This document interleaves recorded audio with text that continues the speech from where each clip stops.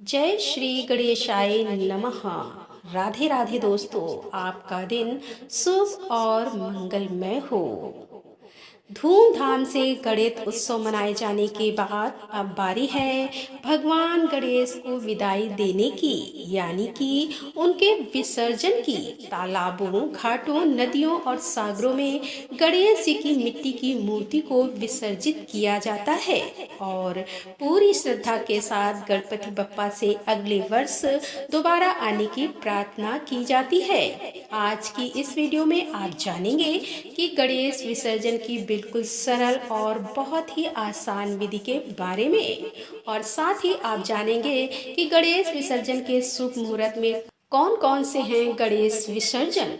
अनंत चतुर्दशी के दिन मुख्य रूप से किया जाता है, लेकिन जिन भक्तों की सामर्थ्य अनंत चतुर्दशी तक भगवान गणेश जी की सेवा करने की नहीं है, तो ऐसे में कुछ लोग 1.5 दिन के लिए, 3 दिन, 5 दिन, 7 दिन के लिए भी बप्पा को अपने घर पर विराजमान करते हैं और इन्हीं दिनों में उनका विसर्जन कर देते हैं। तो ऐसे में 1.5 दिन या अन्य दिनों का भी जो भी विसर्जन मुहूर्त है वह कौन कौन सा रहेगा, इस बारे में बताने से पहले आप सभी से अनुरोध है कि गणपति बप्पा का आशीर्वाद पाने के लिए आज कमेंट बॉक्स में गणेश भगवान की जय लिखकर इस वीडियो को शेयर भी जरूर कीजिएगा। दोस्तों, धार्मिक ग्रंथों के अनुसार श्री वेद व्यास जी ने श्री गणेश चतुर्थी से महाभारत की कथा श्री गणेश जी को लगातार 10 दिन तक सुनाई थी, जिसे श्री गणेश जी ने लगातार क्रमशः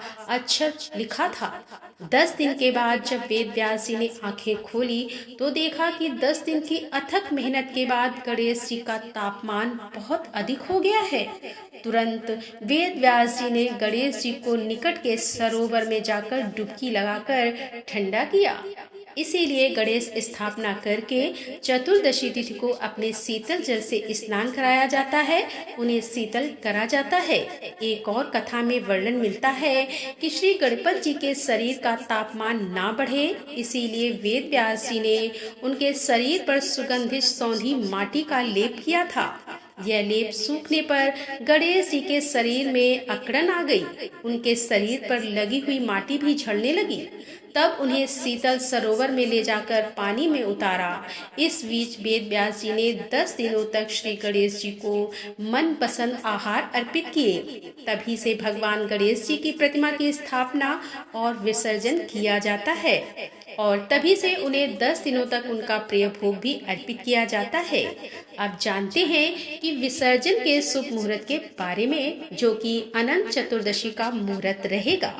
इस दिन गणेश विसर्जन का शुभ मुहूर्त सुबह का मुहूर्त है 9:01 से लेकर दोपहर 1:04 तक है और दोपहर 3:19 से लेकर 4:41 तक, और शाम का शुभ मुहूर्त रहेगा शाम 7:51 से लेकर 9:19 तक।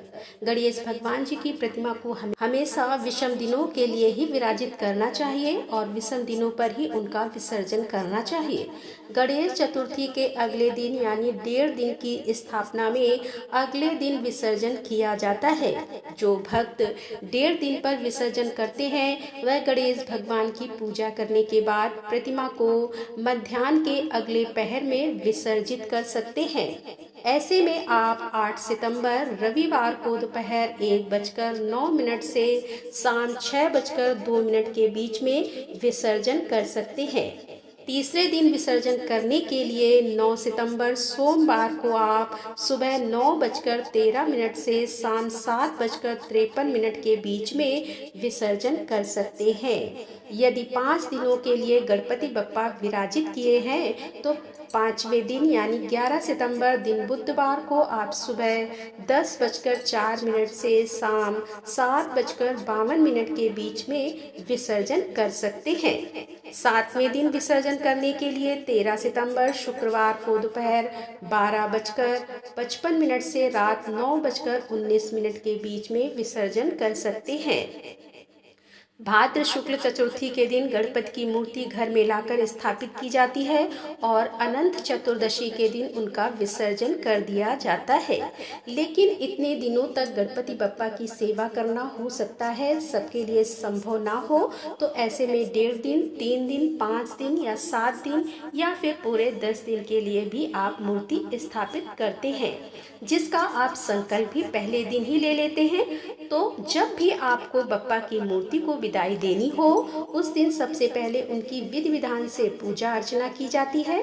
इस दौरान आपको गणपति बप्पा को जो भी उनकी प्रिय वस्तु है उन्हें जरूर अर्पित करना चाहिए। घर के सभी सदस्यों को इकट्ठा होकर गणपति की पूजा अर्चना करके आरती करनी चाहिए, उन्हें पुष्प अर्पित करने चाहिए और भोग लगाना चाहिए। और जितने दिन भी आपने उन्हें अपने घर में स्थापित किया हुआ है उतने दिन पूजा पाठ में, या हो सकता है आपने एक समय फलाहार किया हो या व्रत रखा हो, तो उसके लिए जो भी भूल चूक हुई हो क्षमा जरूर मांगनी चाहिए। आजकल लोग प्रकृति के प्रति जागरूक होने लगे हैं, ऐसे में इन्हें फ्रेंडली गणपति को अपने घर पर लाते हैं और उनका घर पर ही विसर्जन कर देते हैं। आपको यह पता होना चाहिए कि गणेश विसर्जन हमें यह सिखाता है कि मिट्टी से जन्मे शरीर को मिट्टी में ही मिलना है। गणेश जी की प्रतिमा मिट्टी से बनती है और पूजा करने के बाद वह मिट्टी में ही मिल जाती है। गणेश जी को मूर्ति रूप में लाने के लिए मिट्टी का सहारा लेना पड़ता है और मिट्टी प्रकृति की देन है। विसर्जन हमेशा पानी में ही करना चाहिए, जिसके लिए आपको विसर्जन वाले दिन सुबह जल्दी उठकर स्नान आदि से निर्मित होकर गणपति बप्पा की पूजा करनी है। अगर आप जितने दिन तक बप्पा आपके घर में रहे उतने दिन उनका कोई प्रिय भोग लगाना भूल गए हैं, किसी प्रकार नहीं लगा पाए, तो आज भी आप उन्हें उनका प्रिय भोग अर्पित कर सकते हैं। आप धूप दीप जलाकर उनकी विधिवत पूजा करें, आरती करें, भोग लगाएं और भोग लगाने के बाद आपको एक साफ चौकी या पटरा लेना है, जिस पर आपको गंगा जल छिड़क कर पवित्र करना है। उस पर स्वास्तिक का चिन्ह बनाना है। थोड़े से अक्षत स्वास्तिक के चिन्ह के ऊपर रखिए, फिर आप उसके ऊपर एक साफ वस्त्र बिछा दीजिए। लाल या पीला वस्त्र आपको बिछाना है।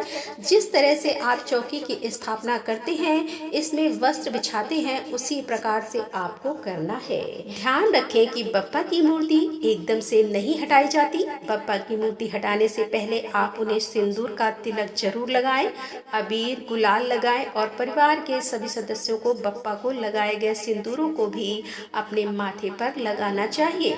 यदि आपकी कोई खास मनोकामना है तो उसकी पूर्ति के लिए आप बप्पा के कानों में प्रार्थना कर सकते हैं। बप्पा से कोई भूल चूक हुई हो उसके लिए क्षमा याचना आपको जरूर करनी चाहिए।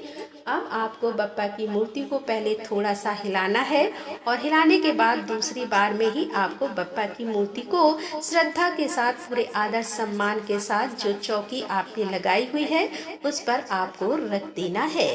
ध्यान रखें कि पूर्व दिशा की ओर मुंह करते हुए ही आपको यह काम करना है। जब आपने चौकी पर अलग से बप्पा की मूर्ति को रख दिया है तो अब बारी है जो भी पूजन सामग्री आपने इतने दिनों तक प्रयोग की है उसके विसर्जन की। गणपति बप्पा की पूजा में कुछ ऐसी सामग्री होती हैं जिनका विसर्जन जरूर करना चाहिए। कुछ ऐसी सामग्री भी होती हैं जिनका प्रयोग हम घर में ही कर सकते हैं। अपने घर की तिजोरी में कुछ सामग्री रख भी सकते हैं, जैसे कि सुपारी आप अपने घर की तिजोरी में रख सकते हैं। उससे पहले आप इन सुपारी वाले कपड़े में बांधकर अपने घर की तिजोरी में जहां पर भी आप रुपए पैसे रखते हैं वहां आप रख सकते हैं। जो भी फूल, पान, दुर्वा, इलायची आपने भगवान को भोग लगाया था, पुष्प आदि हैं, जो कुछ भी माला वगैरह हैं, आप उनका विसर्जन बप्पा की मूर्ति के साथ ही करें। मूर्ति का विसर्जन आप चाहे अपने घर में ही एक बड़ी सी साफ सुथरी बाल्टी लेकर, कोई भी कंटेनर लेकर, चौड़ा बर्तन लेकर जिसमें पानी भरकर आप उसमें कर सकते हैं। आसपास नदी, तालाब आपकी सुविधा है। आपके पास इको फ्रेंडली गणेश जी हैं तो आप वहाँ पर जाकर भी भी विसर्जन कर सकते हैं। बस ध्यान यह रखना है कि नदियाँ तालाब दूषित ना हो, प्रकृति को किसी प्रकार का कोई नुकसान ना हो, क्योंकि कई बार हम विसर्जन की प्रक्रिया में अपने प्रकृति को बचाना भूल जाते हैं, जिसका बहुत भारी दोष भी हमें लगता है। इसीलिए कोई गलती ऐसी ना करें। अक्षत वगैरह जो भी है उनका विसर्जन कर दिया जाता है। बहुत सारे अक्षत है, छत पर चिड़ियों के लिए आप डाल सकते हैं। जो भी दुर्वा आदि है आप उनका विसर्जन पानी में करते, उससे प्रकृति को, पर्यावरण को किसी प्रकार का कोई नुकसान नहीं होगा। पुष्प भी आप पानी में विसर्जित कर सकते हैं। तो सबसे पहले आप जानिए कि करना क्या है। गणपति बप्पा की मूर्ति आपने चौकी पर रखी। अब आपको विसर्जन की तैयारी करने के लिए एक चौड़े बर्तन में पानी भर लेना है, और बाल्टी ज़्यादा अच्छी रहेगी। तो बाल्टी क्योंकि गहरी होती है, उसमें मूर्ति का विसर्जन बड़ी आसानी से हो जाता है। अब बाल्टी में आप जल भरें, माँ गंगा का आवाहन करें, उसमें थोड़ा सा दूध आप मिला लें, कच्चा दूध मिला लें। अब बप्पा की मूर्ति को आप श्रद्धा के साथ उठाएं। परिवार का कोई पुरुष सदस्य अगर बप्पा का विसर्जन करे तो ज़्यादा अच्छा है, नहीं तो महिलाएं भी बाकी स्थितियों में विसर्जन कर सकती हैं। हालांकि चाहे परिवार का सदस्य छोटा हो या बड़ा हो, उन्हें ही विसर्जन करना चाहिए। बप्पा की मूर्ति को डायरेक्ट पानी में नहीं डाला जाता, ऐसे ही विसर्जन नहीं किया जाता। उन्हें पहले 3 बार डुबकी लगाई जाती है। एक बार आपने मूर्ति को पानी के अंदर डाला, फिर बाहर निकाला। ऐसा आपको 3 बार करना है, और चौथी बार में आपको मूर्ति को पानी के अंदर छोड़ देना है, यानी कि पानी के अंदर डाल देना है। उसके बाद जो भी पुष्प हैं, अगर आप घर पर विसर्जन कर रहे हैं तो पुष्प है या जो भी अक्षत आदि हैं उनका भी विसर्जन आपको पानी में करना चाहिए। थोड़े से अक्षत तो आप पानी में जरूर डालें, बाकियों को आप छत पर चिड़ियों के लिए डाल सकते हैं। जो पुष्प आदि हैं, पान दुर्वा आदि हैं, उन्हें आप अपने घर की तिजोरी में रखिए और गमलों में डाल दीजिए। और आपको ध्यान रखना है कि कई बार लोग विसर्जन के जो भी सामग्री है उसे किसी पेड़ आदि के नीचे डाल देते हैं, लेकिन आपको ध्यान रखना है कि यह कहीं भी ऐसी जगह पर ना आप विसर्जित करें जहां पर इनके अपमानित होने का डर हो। कई बार लोग डाल तो देते हैं पेड़ आदि के नीचे विसर्जन की सामग्री, लेकिन फिर वह पैरों के तले आ जाती है। अगर आप भी ऐसा करते हैं तो उसका दोष लगता है। बेहतर होगा कि आप अपने घर के किसी पौधे, मिट्टी के नीचे इन सामग्रियों को दबा दें, और उसके बाद यह खुद ही मिट्टी में मिल जाएगी। तो इससे आपको दोष भी नहीं लगेगा। जब आप बप्पा को विदाई दे रहे होते हैं तो उनसे अगली बार फिर से जल्दी आने की प्रार्थना करें। बप्पा से प्रार्थना करें कि बप्पा हमारे पूरे परिवार पर अपनी कृपा बनाए रखिएगा, हम सबकी हर विघ्नों से रक्षा कीजिएगा।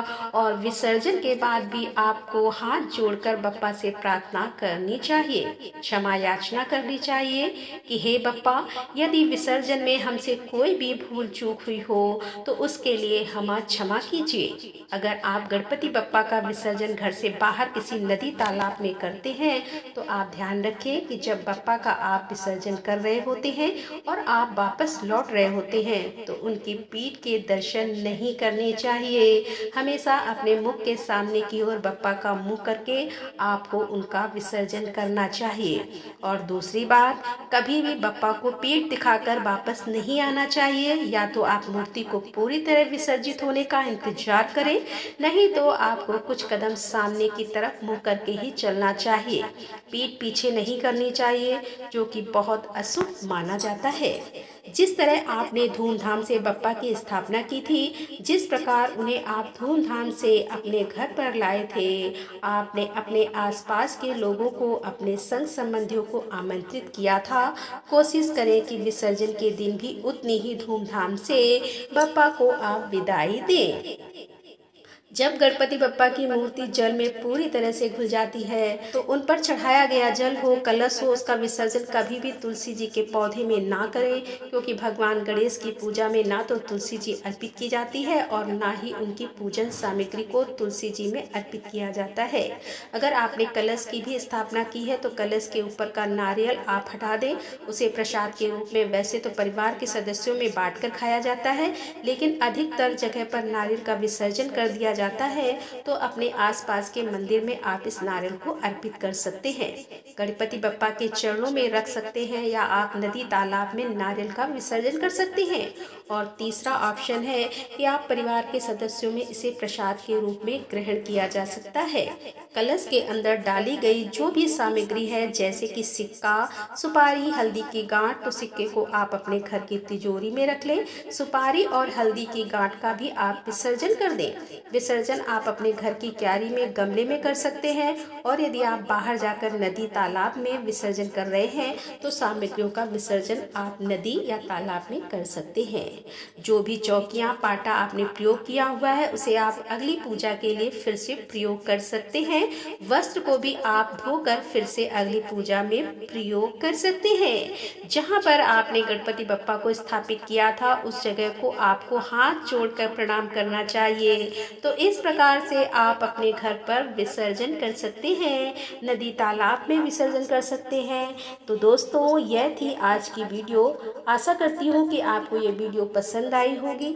तो वीडियो पसंद आने पर लाइक करें, शेयर करें, और हमारे चैनल पर यदि आप पहली बार आ रहे हैं तो हमारे चैनल को सब्सक्राइब कर लें। तो मिलते हैं अगले वीडियो के साथ, तब तक के लिए राधे राधे, जय श्री कृष्णा, हर हर महादेव, जय भोलेनाथ की।